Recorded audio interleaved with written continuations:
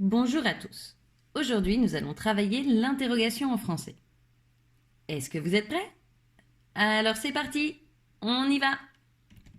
En français, nous pouvons poser la même question jusqu'à de 4 manières différentes. Tu t'appelles comment? Sujet plus verbe plus mot interrogatif. Comment t'appelles-tu? Mot interrogatif plus verbe plus sujet. Comment est-ce que tu t'appelles? Mot interrogatif plus est-ce que plus sujet plus verbe. Et finalement, comment tu t'appelles qui s'utilise seulement avec comment. Habituellement, nous utilisons 3 formes avec les mots interrogatifs. Où pour le lieu, quand pour le temps, combien pour la quantité et pourquoi pour parler de la cause ou du but. Par exemple avec où, nous allons utiliser tu habites où, qui est une version familière. Où habites-tu, avec le mot interrogatif plus verbe plus sujet. Et où est-ce que tu habites, avec le mot interrogatif, le est-ce que, le sujet et finalement le verbe. Nous allons passer à un autre exemple avec le mot quand. Tu viens quand, qui est la version familière, sujet plus verbe plus mot interrogatif. Quand viens-tu, mot interrogatif plus verbe plus le sujet. Et finalement, quand est-ce que tu viens, mot interrogatif plus est-ce que plus sujet plus verbe qui serait la forme la plus correcte.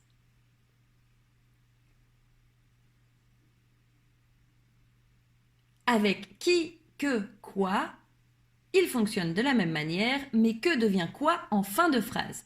Par exemple, tu fais quoi qui serait en langage familier. Que fais-tu? Mot interrogatif plus verbe plus sujet. Et finalement, qu'est-ce que tu fais? Attention, il ne faut pas oublier l'apostrophe du que. Mot interrogatif plus est-ce que plus sujet plus verbe. Nous allons voir un autre exemple, cette fois-ci avec qui. Tu cherches qui serait la version en langage familier avec le mot interrogatif en fin de phrase.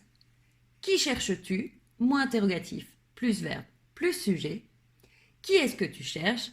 Mot interrogatif plus est-ce que plus sujet plus verbe qui reste la forme la plus correcte. Finalement, nous allons parler du cas de quel. Quel fonctionne comme un adjectif et doit rester toujours collé au nom. Par exemple, tu as quel âge? Nous avons la forme sujet plus verbe plus mot interrogatif collé au nom. Quel âge as-tu? Mot interrogatif plus nom plus verbe plus sujet. Et finalement, quel âge est-ce que tu as? Mot interrogatif et nom plus est-ce que plus sujet plus verbe. Donc voilà, c'est tout pour cette petite explication. Nous allons bien évidemment passer à une série d'exercices dans une autre vidéo. J'espère que tu as compris le fonctionnement de l'interrogation en français et à bientôt!